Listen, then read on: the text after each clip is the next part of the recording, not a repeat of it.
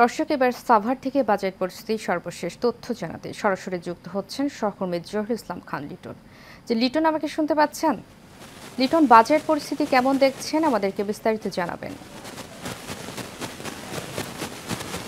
উর্মি, বৈষম্য বিরোধী ছাত্র আন্দোলনের পরে কিন্তু নিত্য প্রয়োজনীয় দ্রব্যের ক্ষেত্রে কিন্তু সাধারণ মানুষের মনে একটা স্বস্তি এসেছিল। সেই স্বস্তি থেকে কিন্তু আমরা দেখেছি যে সাধারণ মানুষের মনে যখন স্বস্তি এসেছিল, ঠিক সেই স্বস্তি কাটতে না কাটতেই কিন্তু দেশে দেখা দিয়েছে প্রাকৃতিক বিপর্যয় দেখা দিয়েছে। চলছে সারা দেশে কিন্তু বন্যা পরিস্থিতি চলছে।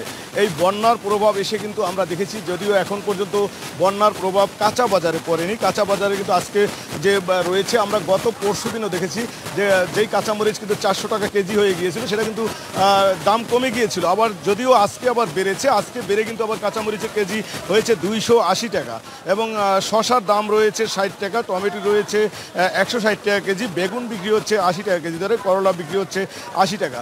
তথা সবজির দাম কিন্তু মোটামুটি স্থিরই রয়েছে, কিন্তু দাম বেড়েছে, মাছের দাম বেড়েছে। যদিও ইলিশ মাছের দাম একটু কম রয়েছে, আজকে ইলিশ মাছ 650 টাকা থেকে 1600 টাকা কেজি দরে বিক্রি হচ্ছে আকার বেঁধে, কিন্তু অন্যান্য যে মাছ রয়েছে সেগুলোর দাম কিন্তু আজকে বেশি রয়েছে। এবং ব্রয়লার মুরগির দাম কিন্তু বেড়েছে। গত সপ্তাহে কেজি প্রতি 5 থেকে 10 টাকা প্রতি ব্রয়লার মুরগির দাম বেড়েছে।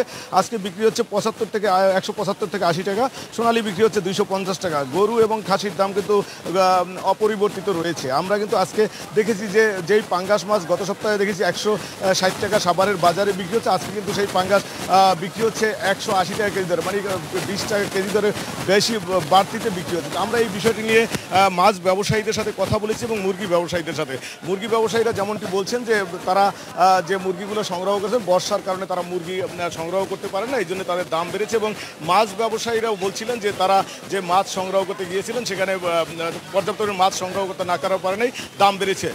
উর্মি, এই ছিল আমার কাছে আজকের মতো সাভারের কাঁচা বাজারের সর্বশেষ তথ্য। উর্মি। লিটন, ধন্যবাদ আপনাকে। দর্শক, সাভার থেকে বাজার পরিস্থিতির সর্বশেষ খবর নিয়ে আমাদের সাথে যুক্ত ছিলেন আমাদের সহকর্মী